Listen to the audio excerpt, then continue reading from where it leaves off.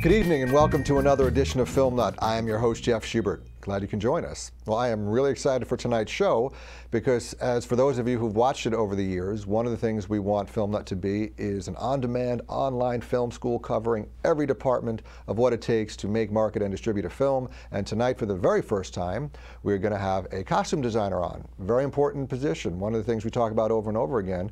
When you make a film, you can't overlook any detail of the film. You can't underestimate the importance of any department. And tonight we're going to find out all the reasons why costume and wardrobe is definitely included in that.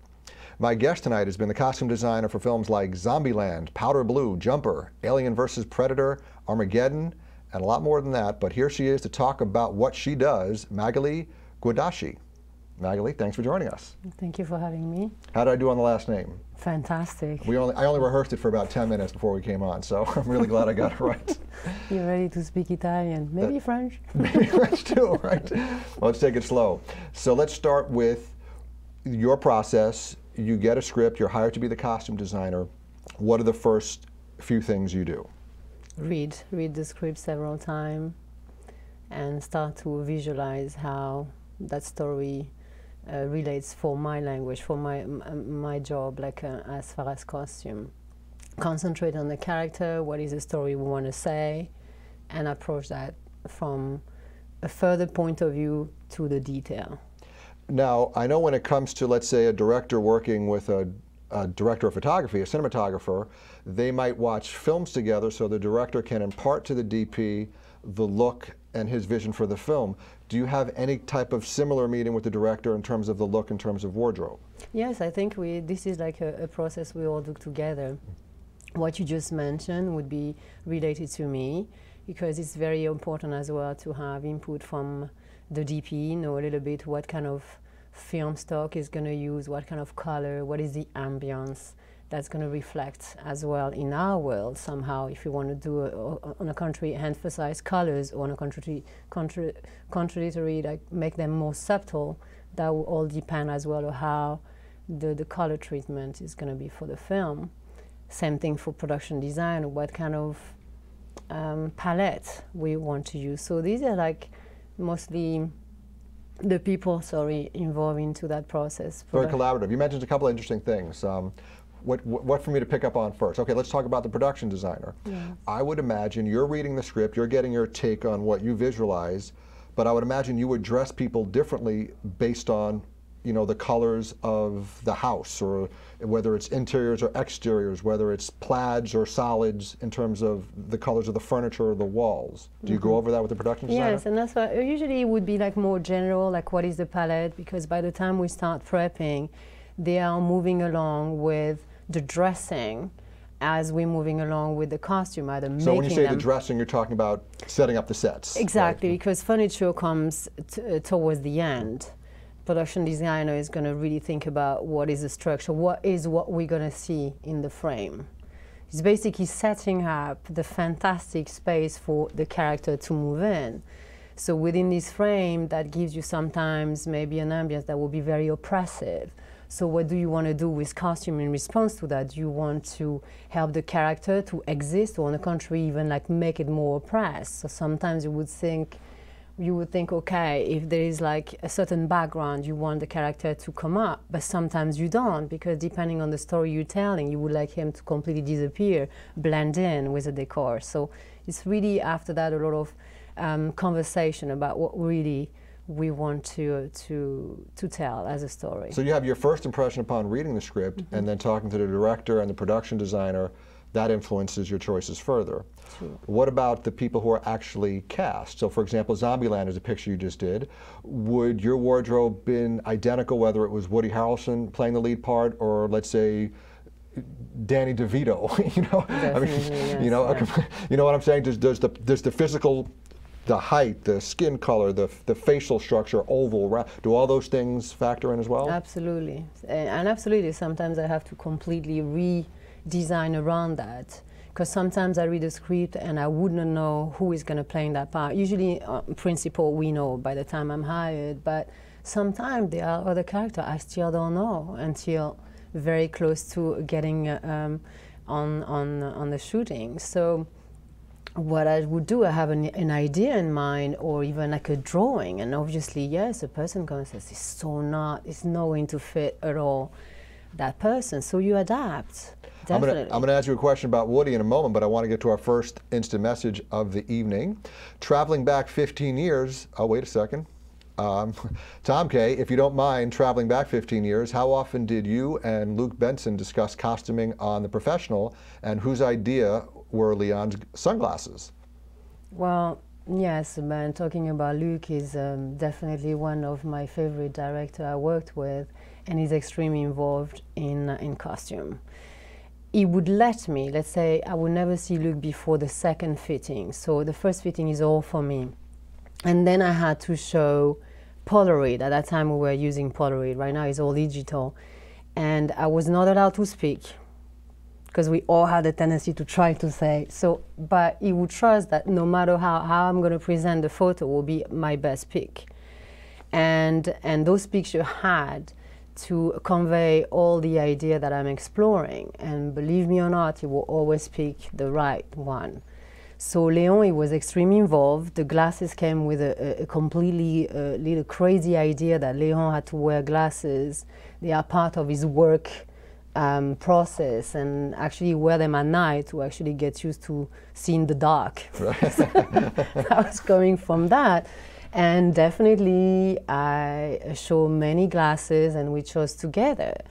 Mm-hmm. It was a fantastic help. Same thing as having Jean wearing his old costume, and because Jean, even though he looks like completely from vintage store, is 100% except the shoes made. Oh wow! And I wanted that to look like from, you know, that he had his wardrobe for a long time, and it could be from any store, but everything is made. Is in your line of work then, how much of the wardrobe is made versus bought? I would say 50-50. It depends of, again, there is no rule. I like to make. I'm kind of more yes, I have the feeling that I'm better at making than I'm actually shopping, because I know exactly how it's going to be, and sometimes looking for something you have in mind is quite challenging. Is that a skill set that all costume designers have, the ability to make clothes? Is that a necessary skill to have? Yes, absolutely. If you don't, then we have a problem. Now, because I know you made a motorcycle jacket for Zombieland, right? Yes. I want to get back to that in a second, but I want to ask you, because you mentioned digital pictures, and then you mentioned in your previous answer about color and film and determining look. What about digital shooting now? How does that affect your work, and have you worked digital projects in addition to film projects? I think it's very more, there is something filtering in film that creates magic, and now we have to sort of adapt to the crispness that there is, almost like a metallic effect that comes out of the digital picture. It's very precise, very, so for me, it doesn't make so much difference, because I like to work with my eyes and full sun. If something looks good there is no chances, however you film, that it's going to look bad. Although, that's why I say on each film you learn something new. On Alien versus Predator, I actually bumped into an obstacle which was completely related to the fact that we shot completely in the darkness, Schwarz, black. So I had to work with colors that were so bright that I was scaring me.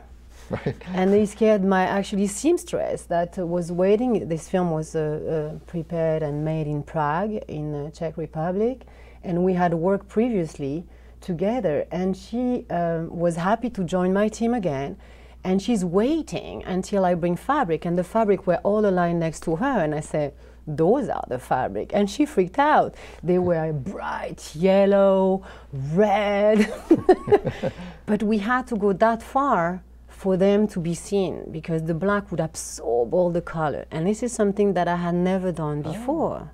Well, that's not a digital film question, but that is just something unique on a project that forced you to adapt what you do. Well, I'm glad you brought up Alien versus Predator, because our next instant message is about that film that you worked on. Bottom would like to ask you, while you were working on Alien versus Predator, what was it like to work on designs for two of cinema's most iconic movie monsters? Did you think there might be a backlash from fans if you tweaked the look too much? Well, I never thought that way, Tom. Oh, that was bottom. But okay, but it was a funny little story for me, because on one hand I have like 2 monsters. So for me, I just know that I have to make that many costumes, and both of those guys are going to destroy them. And I really don't like them. One is drooling, and his drool is like acid, and the other one is slashing. Those monsters are terrible. But no, I was mostly concentrating on the human being of the stories more than the monsters. The monsters' costume are a completely different process, although I intervene on 1 or 2, but usually this is a specific crew which are like a special effect, and the costume are very rarely fabric. Actually, they are molded. Right. At the same time. This is a completely different approach that ours. I mean, for human being, let's say so. Okay. Chloe yes. would like to ask you, how often do you and a director disagree on costume? Have you ever been unsatisfied with a costume that a director liked and ended up using? Yeah, and that you're the happen. one getting credit for costume designer, right? True. It's under your name. God, yeah, that's true. Yeah, that's the moment. That's the moment that is difficult to. But this is a very good and challenging, but on a human level, meaning that there is your point of view and there is a point of view of somebody else. At the end of the day, I come from a European school, so I admit that the director is the last. I mean, he has the last word. And I'm here to help him to convey his vision. So no matter what, if he'd rather something else than my suggestion, I will always favor that one. But that doesn't mean that I feel good about it. Sometimes I feel very bad about it, but I learn after years of experience to just believe and trust that ideas flow in my head, and that's okay. Right. If it's not this one, it's another one. And you were telling me before we came on that you know, some directors are very hands-on, and then others are like, you know, that's the costume. Yes. You know, yes. They're really not very into it, right? Is that accurate? Yeah, they are not. The thing is like chiffon, as we say in French, you know, like a piece of fabric, oh, whatever. Whatever, right, yeah. But then it becomes the whole world. Right. And that's very important. For those that don't have the language or know the passion, I try to make this environment as pleasant as possible for them to learn, because what you're doing is important, by the way, because of that. Because I see a lot of young director and young producer that come out of school, and I think it's not enough explain how that can help them. The more you know, the better you can help yourself, because you're going to be more and more precise at conveying your idea to costume designer or editor, and it doesn't matter that you don't know all the specific. We are the specialists, but we can help tremendously the final vision. So. And another thing, you know, for young directors out there is everything that you can do to improve the look. I mean, a good wardrobe, good costume will help the actor get into their character. You know, yes. if it's done right. Yes, and that's as well something that I always share with director, because in this triangle relationship between a director and an actor, I am actually the first one to see the character taking place during the fitting, which is the most important part of my job. And when I see that happening, sometimes it's phenomenal to see an actor, the way he tries his clothes, to actually start to feel it. And you start to see the pages become not only like black letters on a paper, but here it is, it's happening. And for me, it always gives me chills. And somehow I would like the director to be here, to be hidden, because I know that it will not happen so easily and organically than if we are in this closed door. And he's missing that moment to see that, oh my God, I'm dealing with this is so fantastic. So sometimes reserving that sort of like intimacy that we have created with the actor is something that I will have a private conversation with the director, telling him how energetic that was, or what I felt, or that we are on the right track because of what happens. And if we are not on the right track, I'd rather definitely change the costume, obviously. Now, before I get too far away from it and forget to bring it back up, I mentioned you had to make a motorcycle jacket for Zombieland. Which character was it for, and how did you go about making it, and why did you have to make it versus buying it? Yes, but Woody Harrelson, like the two jackets he's wearing are completely made. In general, for him, as I was telling you earlier on, Made his hat too, yeah. Yes, Woody Harrelson is a very, very, very active into protecting environment, and it was very important. I think it's not only for that movie. It is very important for him to wear natural fibers, and certainly not animal-related material. So that means no leather belt, no leather shoes, no anything. And in our world, it makes things very, very complicated because you don't realize until you have to do it. So sourcing new material that are natural to make and still match the character was like a sort of redneck meets, I don't know. Meets zombie killer. Yes, exactly. You know? Something new that didn't exist before. It was quite challenging. So. Yes, and it has to look real. Like one is like indeed a motorcycle jacket looking like leather. Believe me or not, it was denim, coated denim, and the other one was a stretch spandex that had to look like snakeskin. So we really, and this is where the digital was really a little bit scary because I was thinking, oh my God, we're gonna see this is not real. And no, I actually.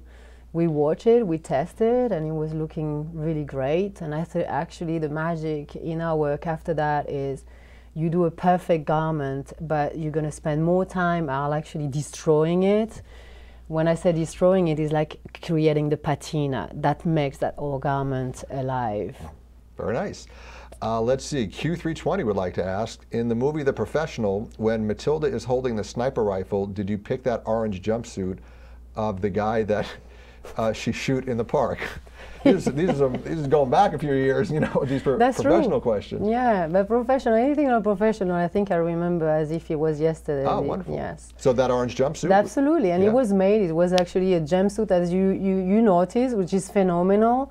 Was not necessarily in fashion at that time, even though it could have been. No, we already passed the 80s at that time. It was the 90s, so it was more serious, I guess. Now you had to work with a child actor in that movie, young Natalie Portman. Yeah. How was she to work with in that movie? And are there any rules or guidelines in terms of fittings with children? I know children can only work certain hours on sets and so forth. That's very true. Yes, we had our time set up. A fitting approximately lasts for patient people like 2 hours. Is very important because we have a lot of things to tweak. And yeah, absolutely, yes, average like an hour to 2 hours. So we had always set up time. Natalie was already a very, very special person. So she had the possibility of coming from a world which is very, very normal, I would say, normal girl. And the character we were actually not imposing, but you know, asking her to be was so opposite to what she was. So at the beginning, the first time I saw her, I put together some, I didn't have her clothes because all her clothes are made or completely transformed from elements found like in various places, our thrift store to women's clothes, because nothing was from a children's store ever. So it was more for the structure. Let's say, okay, let's cut out a jean to see how she looks, like the legs for the short, because I knew what I wanted an image, but you have to try. So she was starting to get it, what we were trying together. So the next time we had already few things made, and that made it. Definitely she played with it, she just understood, and that actually helped her to become, definitely. Now you worked on a film, Jumper, that took about a year to shoot, right? Yes. Does that present challenges for you in terms of continuity, in terms of actors gaining, losing weight, children growing, shrinking, fatter, balder, any of those things? Yeah, but for Natalie, as we were talking about, like she was just 12, and during the 4 months or 5 months of shooting, towards the end, she was really becoming a teenager, so her body transformed completely. She was more elongated and getting sort of shape, growing breasts. So all of a sudden, you're like, oh my God, are we going to see that on screen? She had those little top, all tight. So, but that came really to the, I mean, Luke is extremely clever. He's extremely good at the framing. So that's where the departments again have to collaborate and work together, and you're letting them know one thing and they're going to frame and do it. What is the difference between a costume designer and a costume supervisor? Who does what? Okay, costume designer is the conceptor of the costume, as you say. She's here, or I'm here, like to design, to visualize, conceptualize, and bring it to the real product. A costume supervisor is going to be definitely, I would say, a right arm. It's somebody that needs to know about budgeting, because he's going to be in contact constantly with production manager, because money is a very important issue in each department. You've got to stay on top of your budget. And the logistic is to put a crew together with, of course, your department. Yes, and make sure that things are within the schedule and on time. Let's say I put something to manufacture, it's going to be constantly helping to make sure that we reach the fine line, that we hire the customer on time. So it sounds like a business position. How much costume knowledge do they have, or do they need to have? They do have a lot. Because, for instance, whether PE or not, they are very often the one that order or make sure that we have the right order in costume houses. So no matter what they know about costume, they are costume people. It's actually, I think it's a little bit, personally, I think that is a little bit too much of a weight we put on their shoulder, because indeed that makes me sad sometimes that they become so much tied in on their desk, because I know they are costume people, and this is so much responsibility, this budget, particularly the breakdown, that sometimes they are completely tied in, and it's very rarely where we can actually exchange a creative point of view about, oh, I send you out, just go and have fun and shop for that character. Why not? They could be able to do it. So there's costume designer, costume supervisor. Who else is in that department? Hopefully an assistant, who is usually an assistant in soul, in reality another costume designer. He's here to assist you. So it's somebody usually that is very trained to understand how a designer's brain works. And to whom you can give responsibility to shop a certain characters, so we can all shop or follow up with what you're doing on a character, so we can actually bring in a time frame more possibility, more choices. And or in certain terms, they are called shoppers. When it's like about shopping, they're like assistants. Basically, they know, and you indicate exactly what you're looking for, and they just go out there and bring you choices. In Zombieland, you were working with tons and tons of cast. So was that just you and a couple of assistants, or did you? Yeah, wow. Yes, wow. We were not a huge crew. Okay. And this is like for the preparation. Then you have, when you start to get close to the is that a little? We can okay. We can move. It's a telephone. Yeah. It's a telephone. So when you get close to the shoot, then comes in place the costumer. Is that a wardrobe costumer. change? Do you need to get that? Yeah, no. Because I know you're working on a couple of things now, right? That's unbelievable. My bad, I forgot to remind you, but don't worry about it. Go on. Yes, so costumers, then comes the crew that will be in charge of the set. They start maybe a few weeks before we start, so they get familiar with the style, with the rack of clothing that is already chosen. They come in and very often participate to camera tests, so they get very familiar with the wardrobe and start to take their notes, and they will actually take over on set at that time. Okay, well, I have some budget questions and more specifics about what you do once you get the money you do have, but we have a couple of IMs lining up, and I want to knock some of those out because we do appreciate you guys sending those in. Bottom, I'd like to ask, having worked on Zombieland, do you think the genre is pretty much, no pun intended, dead? Well, no, not at all. But first of all, I would be the last person to say that, because I had never done such a genre before. So for me, it's all completely new. I know that for most of you, you watch this genre of movies so much that for you it's maybe something else. For me, it was completely brand new. So as a costume designer, was that a challenge for you then to like research zombies or zombie movies, I should say, since there aren't any actual zombies? Yes. For you to actually look up. But did you have to do new research since this was a new thing for you? Yeah, the way I look at it, yes, was few research like that, but it was mostly to imagine. We were like doing list and list, having fun with director and the costume supervisor, of imagining who in the street that we see constantly could be a zombie, to create like fun, particularly because that particular zombie movie is not only a zombie movie, it's like actually a comedy, which is a mix of genre.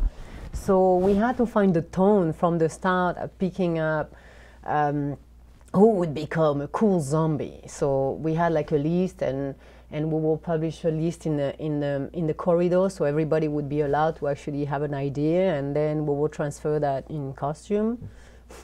Very nice. Yes. So budget-wise, typically what percentage of a film budget might come your way, and then how do you decide how you're going to spend it and allocate it? Okay, as far as budget, I'm not completely sure about the figure. It would be better asked to a production manager, but I have the feeling that it's not completely rigid, because it's variable. But the sure thing is, the less we spend, the better it is for production. It looks like no matter what, if they had to choose one department to give less, it would be cost. So they're skimping on you, huh? Yes. So then, how do you then, whatever figure you get, how do you then, is that something that the costume supervisor does, or do you do together? You break down how much money we have to spend on the lead character, this character, the extras, that sort of thing? Yeah, that's exactly what we do. That's when we really sit with supervisor and study all, because she can only, or he can only help me to budget that, knowing a little bit what the vision I have in mind, and from there we actually, yes, estimate what could be what and how much allocated to the making, to the made or to order, rather than the rental or versus the purchases. And yes, well, you can make, rent, purchase. And then how many sets of wardrobe? We had James Gunn on the show a couple of times, and I think I'm going to paraphrase James, sorry if I get this wrong. He was talking about on his Project Slither, where he was the writer-director, there was a scene where a character had to like throw up on herself or something, and they only had X amount of outfits, and they were down to their last one, and they hadn't gotten the shot they wanted yet, so there was pressure kind of, you know, to get it right. I think he may have come up with a creative change or whatever. But like for Zombieland, how many series special jackets did you make for Woody? How many outfits did you have, and what's normal? Same thing. It's all depends of the budget, obviously. So this is something we're trying to tell everyone, particularly the director, from the producer, say, well, within this we can only do 4 multiple. And when I say 4 multiple, I say that we always have to keep a clean one and 3 as to play with. Or that would be, to me, that would be the minimum, because you never know what can happen. And indeed, the day of, when there is an incident like that for some reason somebody cannot vomit properly, because you know that's something we should know how to do properly, but apparently there is no school yet for that.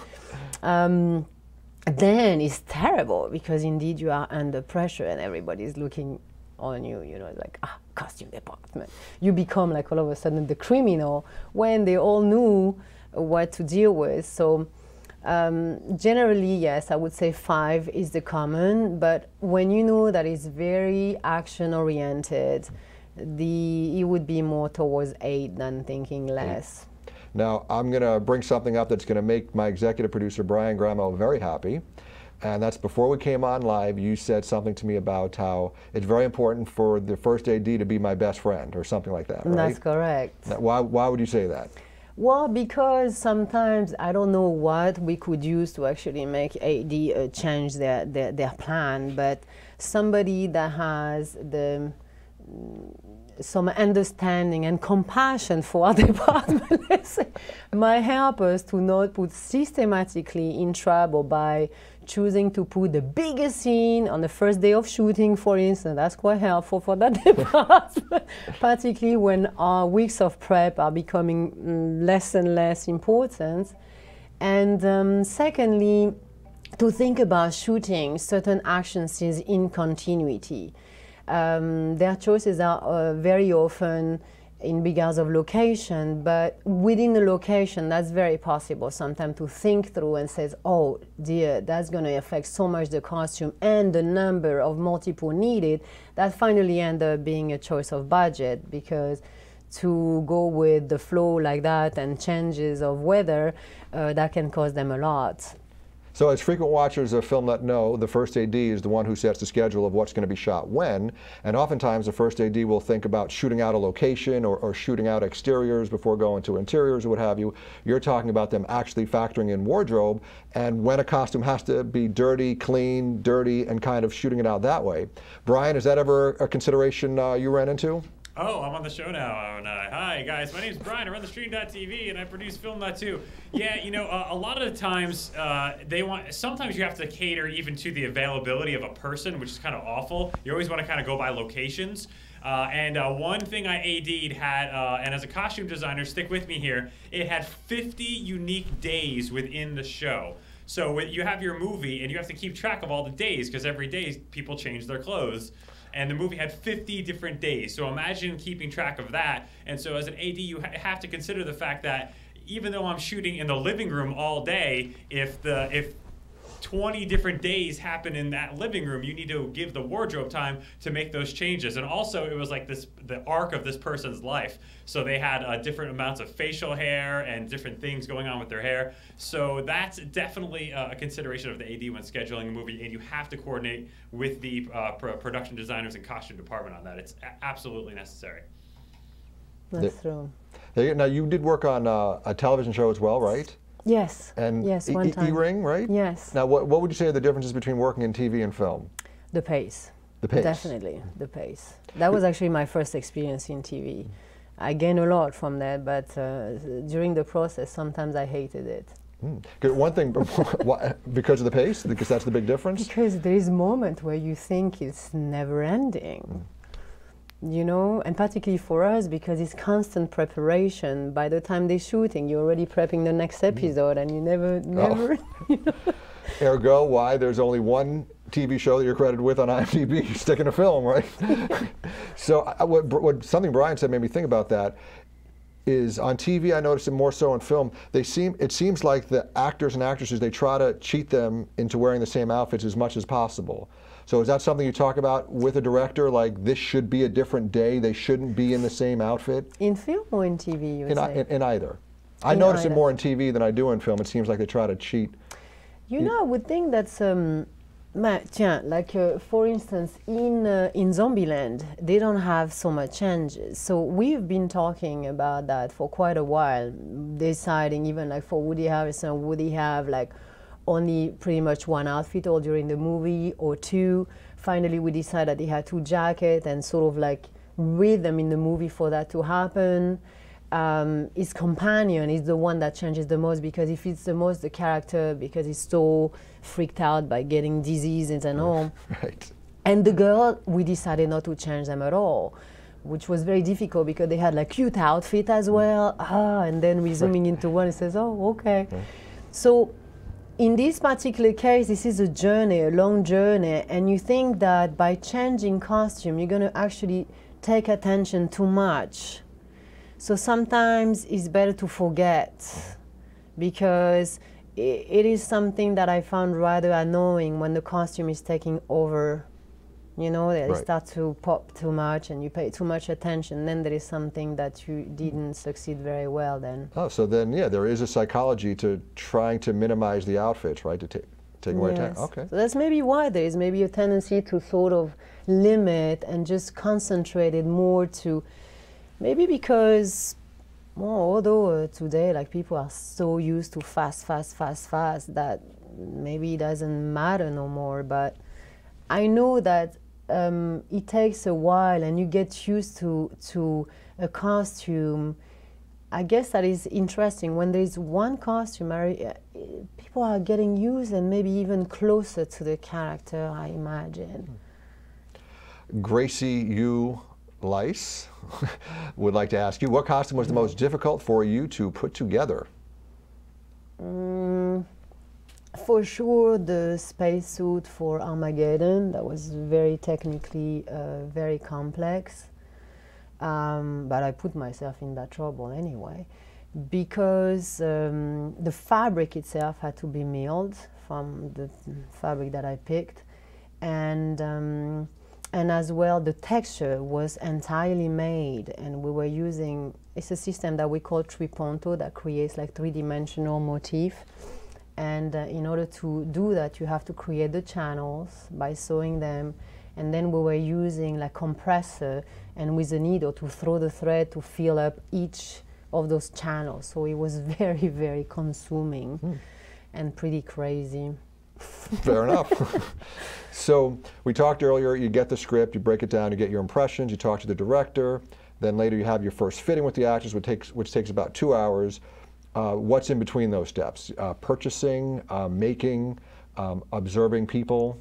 Yes, but hopefully we will not have only one fitting, so like we are from the result of this first fitting. And at that fitting, are you trying on multiple outfits before you narrowing down? Absolutely. First of all, because we have by that time deciding a breakdown, how many changes that character should go into the realm of his lifetime in the movie. So we're trying to narrow as much as we can, but very often we actually knock like few of them and we still have to look for the next one. So we're always trying to prioritize by what comes on scene first on the shooting schedule. And so yes, we're still prepping to actually narrow it down, and there is always work to do and a new character that comes in scene. So this is what's happening all along. We are prepping. That means like a mixture of making, sourcing then fabric, having your atelier, your shop set up with cutters, seamstresses, working on that. After that, it goes as well parallelly, by the way, like dyeing, aging, all that. It's a constant sort of a beehive process. Now, the obvious skill that one would think a person would need to be a costume designer is the aesthetic fashion sense, but I would imagine also there's a strong psychological component because you're getting into the minds of your characters. Like, you know, what would a hitman wear going to the beach, or what would what would a zombie person wear, you know, going to the pharmacy, or whatever the case may be. Is that accurate? That you're getting into the mind, you're asking yourselves those kinds of questions? Yes, actually, like many questions. I think our relation to the fashion, at least like for my point of view and how I experience my work, is that it gives you the possibility to ameliorate and enhance your language as far as styles goes, because fashions are basically the witness of a time. Or to... fashion is the weakness of a time? No, the witness. Not the weak. Actually, it's the weakness too. Oh, okay. It's the witness of the time. Okay, a witness. Witness. Okay, yes. there you go. Sorry, yeah. Witness and weakness, because it's controlled by the time. That's right? very true. You know. But although once it's set, it creates a sort of reference. When we refer to a certain genre, we're going to refer not only by the period, but what the meaning was behind that, or the type, the category of people that were dressing, or is dressing, or are dressing during that time. Mm-hmm. So that helps you, and that's why I'm always looking out there, but I realize that I'm more looking and observing people's fashion industry than the fashion itself, because that's when the psychology shows like in one image. Meaning like fashion has an intention, and it's a visual, and it's sort of like an offering of product. But how people put it together, that's quite interesting, because that's when it becomes a whole entity, and you can define types. So we use a lot of that and in our world. And I would say that when I'm starting to think about a character, I would think, first of all, in terms of style, like a silhouette. You know, what you see from somebody entering your house, the first thing you see at the door is like more the silhouette. And then you focus like more in detail, the texture. But first of all is the cut, the style that gives you the sense of the character. It is more, the style would be more to the character, how would I say, yeah, the core, the personality. And then you work in terms of color. And the color would be more the soul of the character. You see, the more emotional points. So that's when you integrate, like it's a little bit architecture, you know, like a building will have certain shapes and I'll give you this impression, that the projection. But then it's painted. What kind of color did we decide to paint? And that give you all aspect, a completely different aspect of the identity then. And unlike straight fashion where you're trying to look, quote unquote, your best, here perfection comes in the imperfection, you know, finding the soul of the character, the personality, the flaw, and what that person would wear. It's fascinating when you really dive into it. Chloe would like to ask you, what would Chloe like to ask? She would like to ask, when you are working with a major celebrity, do they ever have a say in what their costumes are? May not only a major celebrity, I hope that I encourage any actor, a big part or a small part, to be completely open-minded about what we're doing. Our work is about a collaboration. It would be quite boring if I had like only one say. In that case, I would rather use a magic wand and say, ding, here you done. No, it is very important because it helps them get into their character. Yes, and I would hate to see on screen, when I go on stage and I watch them, what they're doing, it's terrible when somebody is so self-conscious about what they're wearing because they forget to act. So you don't want to be that. You want to be their best friend. You want to help them to just not think about it anymore because that's it. They actually drive that car or that glove that is their character. Absolutely. Tom K. would like to ask you, on Zombieland, did you do costumes before, after, or during the zombie makeup process? Before we are first online, we had fitting and we had pre-fitting with each of those zombies. As I said earlier, we were like sort of pre-casting ideas of who would be cool to be a zombie, a religious person, a nurse, but you know, like those specific characters, but as well people from the street with the completely outrageous costumes sometimes, and sometimes completely normal, going to the office. That was like many. So, and once they were, for those particular, we were already preparing even the blood on the clothes. So for the camera test, we were together with the special effects, and then they knew, and they were actually set up like very close to us. We were like almost sharing the same space, which was really cool and very helpful. So we would dress them and send them to them so that they actually, when they put makeup and plus the blood, it will even flow more on our costume, and that would be perfect. So you brought up some interesting things that I wanted to get to, so I'm glad. Thank you for the question, Tom K. Working with the different departments, makeup and effects, and where does the line blur? There's a white shirt and it's got googly goop on it or whatever. What are you applying? What are they applying? You just said you put the blood on. Yes, we had, because we have so many extras, so we had to pre-prepare. So some were on top of it in different stages, like they were already zombie for quite a while, for 3 weeks, so the blood has already dry, and what you see is more a black, awful kind of drabby thing. To make it fresh, actually the makeup would add blood, particularly on, if it was like a newly zombie that just got beaten, obviously all this blood is fresh. So that's gonna indeed, like seeing like the makeup, then we'll add like fresh blood, or we'll ask them to not hesitate. That's where we were like completely working together.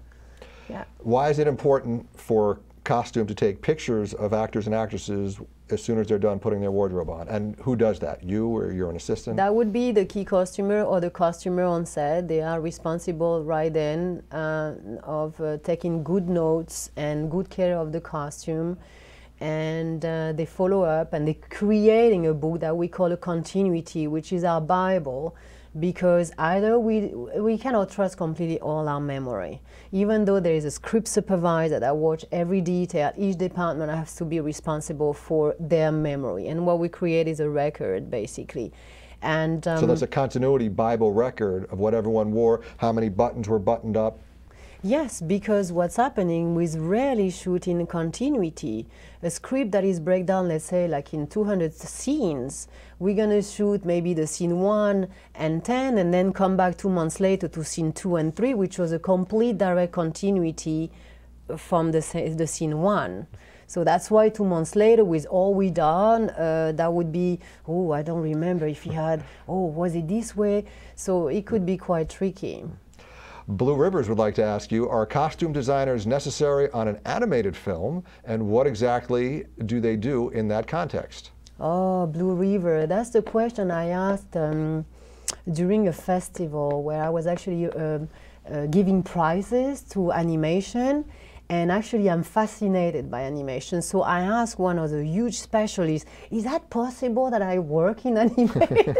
So the answer is yes, which I have never done. And how it would work the same way, except that it would be probably easier because we wouldn't have to make the actual thing right. and to find where exactly the scene goes, but because it's just like an image. But it will work exactly the same way as you work towards the character. And necessarily the fantastic, talented animator, creator don't necessarily have a style idea in terms of costume. So that's why it can become a completely new generation of designer. And as soon as I can get one of these jobs, I'll let you know. So there you go. I learned something new. A costume designer actually picked out Donald Duck's underwear and little jacket thing. Possibly. that he wears. So a couple last questions for you. I'm going to say a sentence. I'm going to want you to repeat the sentence and then fill it in. So the sentence is, to be a great costume designer, you have to, and say that sentence and then tell the audience what they have to be, and look into your single for that. To be a great costume designer for me is to keep my sense of observation of people in the street around me. Probably progress in my patience. That is another big thing. And definitely be ready for innovation and challenge. Very nice. Now, do you have a favorite set speak term, like back to one or checking the gate? Besides rap, yes, probably check the gate. So rap would, in fact, or that's a rap would probably be your favorite. Okay, fair enough. Well, Magali, it was a pleasure having you on and speaking with you this evening. Thank you very much. Do you want to say hello to the people watching in Italy or Spain or something? Ciao, come stai in Italia? Comment allez-vous? J'espère que vous avez passé une très bonne soirée et j'espère que vous avez appris beaucoup de choses ce soir. Wonderful. I'm sure what she said was very nice. That is going to do it for this edition of Filmnut. I want to thank Magali again for coming on. It was great having you on, and we will see you next time on Filmnut.